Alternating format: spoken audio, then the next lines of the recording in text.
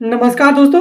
दोस्तों, इजराइल और ईरान के बीच वॉर चल रहा है और इसी बीच भारतीय जो एयर इंडिया है उसके द्वारा मध्य पूर्व से होकर के जितनी भी उड़ानें उनकी गुजरने वाली थी वो सभी उड़ानें इनके द्वारा रद्द कर दी हैं और इसके साथ अपना रूट जो है चेंज कर लिया है। यानी अब एयर इंडिया की उड़ानें मध्य पूर्व से ना होकर के किसी और स्पेस के जरिए जाएंगी जो इनके द्वारा अभी हाल ही में तय किया गया है। तो चलिए समझ लेते हैं कि इनके द्वारा और क्या क्या बदलाव किए गए हैं अपने उड़ानों में। इस वीडियो में समझ लेते हैं, मेरे साथ वीडियो में अंत तक बनी रहिए। मेरा नाम है सचिन और मैं कंसिडर आईएएस की एक और नई वीडियो में आप सभी का स्वागत करता हूं। खबर की बात करें तो खबर है ईरान, इराक और इजराइल के हवाई क्षेत्र से बचना। एयर इंडिया की नई रूट योजना और एयर इंडिया एक्सप्रेस ने इसमें कुछ उड़ानें रद्द भी कर दी हैं। अब यात्रियों को इसमें क्या क्या जानना चाहिए, ये खबर है जिसकी चलते ये टॉपिक चर्चा में आया है। अब खबर के प्रमुख बिंदुओं के बारे में बात करें तो एयर इंडिया ग्रुप ने खाड़ी क्षेत्रों में बढ़ते तनाव के मद्देनजर बुधवार यानी 22 जून 2025 को एक घोषणा की है। अब उनकी सभी उड़ानें ईरान, इराक और इजराइल के वायुमार्गों को पार नहीं करेंगी और जल्दी फारस की खाड़ी के कुछ हिस्सों से भी बच करके उड़ना शुरू कर देंगी। यानी अब तक भारत की एयर इंडिया की जो उड़ानें थी वो खाड़ी क्षेत्र से होकर के गुजर रही थी, लेकिन अभी हाल ही में एयर इंडिया ग्रुप ने कहा है कि वो खाड़ी क्षेत्र के बढ़ते हुए तनाव के कारण वहाँ से जितनी भी उड़ानें उनकी गुजर रही थी ईरान, इराक और इजराइल के वायुमार्गों से होकर के, अब वो उड़ानें नहीं गुजरेंगी और इसके साथ जो फारस की खाड़ी क्षेत्र है वहाँ से भी उड़ानें उड़ना बंद कर दी जाएंगी। वायुमार्ग में किया गया बदलाव।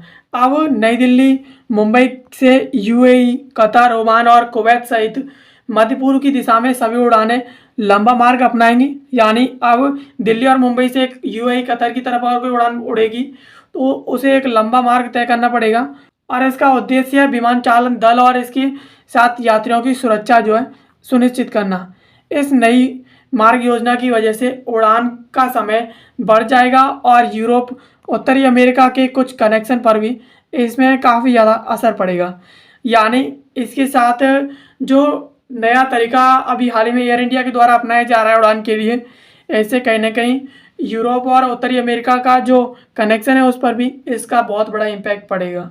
एयर इंडिया एक्सप्रेस ने मध्य पूर्व में उड़ानों को रद्द करना शुरू कर दिया है और ये रद्दीकरण है वो कुछ हद तक यात्रियों के कम होने यानी लोड फैक्टर कम होने के कारण हुए हैं। हालांकि एयर इंडिया एक्सप्रेस की ओर से यानी एयर इंडिया एक्सप्रेस की तरफ से इन रद्दीकरण पर अभी तक आधिकारिक कोई बयान जारी नहीं किया गया है। यानी एयर इंडिया के द्वारा जो रद्दीकरण यानी रद्द की जा रही है उड़ानें, उनमें एक फैक्टर ये भी है कि वहाँ पर यात्रियों की कमी हो रही है। यानी इस तरफ यात्री कम ही जाना चाहते हैं, इस वजह से रद्द हो रहे हैं और इसके साथ अभी तक एयर इंडिया एक्सप्रेस की तरफ से इस रद्दीकरण के बारे में कोई ऑफिशियली नोटिफिकेशन नहीं दिया गया है।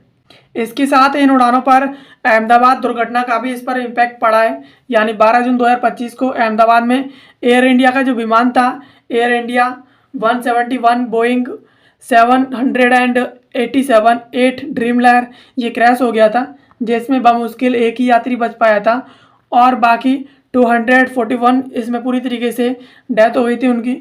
घरेलू और अंतर्राष्ट्रीय रूट्स पर बिक्री लगभग 18 to 22% तक घटी है और जबकि घरेलू खंड पर इसमें 10% से लेकर 12% तक की इसमें गिरावट देखने को मिली है और घरेलू मार्गों पर करीब 8 से 12% और इसके साथ अंतर्राष्ट्रीय मार्गों पर 10 से 15% तक टिकटों में इसमें कमी देखने को मिली है। यानी अहमदाबाद दुर्घटना का भारतीय एयर इंडिया पर काफ़ी ज़्यादा बहुत बड़ा इम्पैक्ट पड़ा है। इसमें टिकटों की बिक्री भी कम हो गई है और यात्रियों में भी गिरावट देखने को मिली है। एयर इंडिया के द्वारा कहा गया है कि उनके लिए सुरक्षा सर्वोपरि है। एयर इंडिया ने स्पष्ट किया है कि ये सभी बदलाव सुरक्षा कारणों से किए गए हैं। विमान रूट योजना लगातार संदिग्ध या तनावग्रस्त क्षेत्र पर करीब करीब आधारित है और सभी विकल्प यात्रियों की सुरक्षा पर केंद्रित है। क्रैश के बाद विमानन निरीक्षण में बड़ा कदम उठाया गया है।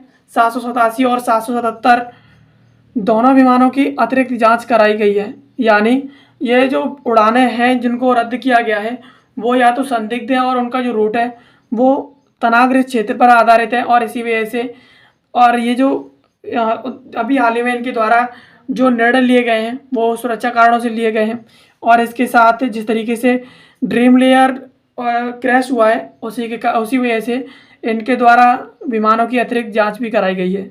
एयर इंडिया के साथ साथ कई और एयरलाइनों ने भी अपने रूट में काफ़ी बड़ा बदलाव किया है।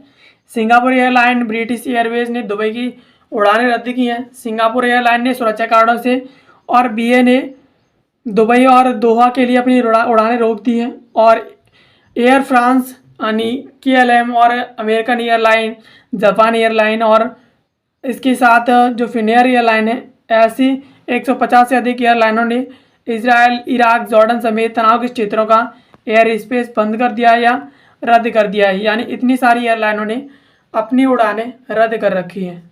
इसके साथ अमेरिकन एयरलाइन और यूनाइटेड एयरलाइन ने कतर और दुबई के लिए उड़ानें स्थगित कर दी हैं। इसके साथ क्वांटास ऑस्ट्रेलिया की प्रमुख एयरलाइन ने यूरोप और एशिया के मार्गों पर ईरान और इराक का मार्ग बंद करके दुबई, सऊदी अरब और मिस्र होते हुए लंबा मार्ग अपनाया है और लंबी उड़ानों के लिए ईंधन और सीट इसकी क्षमता कम की है। यानी लगभग सभी एयरलाइनों ने, जितनी भी एयरलाइंस हैं, उनने ईरान, इराक और इजराइल के क्षेत्र को ना ही चुना, यानी वहाँ से गुजरना बंद कर दिया है और वहाँ से गुजरने वाली जितने भी उनकी उड़ानें थी वो सब उड़ानें रद्द कर दी हैं। गल्फ़ के कतर, UAE आदि के घरेलू वाहक जैसे इतिहाद, इमारात्स और Qatar airline, fly Dubai, Kuwait airline न सिर्फ उड़ान मार्ग बदल रहे हैं बल्कि कई उड़ानों को विशेष रूप से इराक, ईरान, जॉर्डन, इजराइल के स्पेस से बच करके संचालित कर रहे हैं। यानी ये सभी एयरलाइंस हैं जो अपने उड़ान मार्ग बदल रही हैं और इराक, ईरान, जॉर्डन, इजराइल इन सभी के एयर स्पेस को यूज़ करना इनके द्वारा बंद कर दिया गया है। अब यहाँ पर इंटरनेशनल रिलेशंस को ध्यान में रखते हुए एक सवाल दिया गया है, उसका जवाब आप सभी को देना है। तो हाल ही में खाड़ी क्षेत्र में बढ़ते तनाव के चलते एयरलाइंस ने कुछ वायुमार्गों से बचना शुरू किया है और इस संदर्भ में कौन सा कथन सही है। यानी नंबर 1, ICAO वायुमार्ग बंद करने का आदेश दे सकता है और इसके साथ नंबर 2 है एयरलाइंस स्वेच्छा से वैकल्पिक रूट चुन सकती हैं और नंबर 3 है केवल एयर इंडिया ने रूट बदला है। इसमें आपके लिए कूट के कथन है। ऑप्शन A है केवल 1 और 2, ऑप्शन B है केवल 2, ऑप्शन C है 2 और 3 और ऑप्शन D है सभी 1, 2 और 3। यानी ये सवाल है जिसका जवाब आपको कमेंट बॉक्स में देना है।